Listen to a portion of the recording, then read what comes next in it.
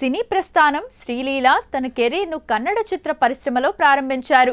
తొలి చిత్రం కన్నడ 2019లో వచ్చిన కిస్ సినిమాతో వెండితెరకు పరిచయమయ్యారు. టాలీవుడ్ ఎంట్రీ కె రాఘవేంద్రరావు పర్యవేక్షణలో వచ్చిన పెళ్లి సందడి చిత్రంతో తెలుగులోకి అడుగుపెట్టారు. ఈ సినిమా కమర్షియల్ గా పెద్ద సక్సెస్ కాకపోయినా శ్రీలీల లుక్స్, డాన్స్లకు టాలీవుడ్ ఫిదా అయిపోయింది. టర్నింగ్ పాయింట్ రవితేజ సరసన నటించిన ధమాకా సినిమా ఆమె కెరీర్ను మలుపు తిప్పింది.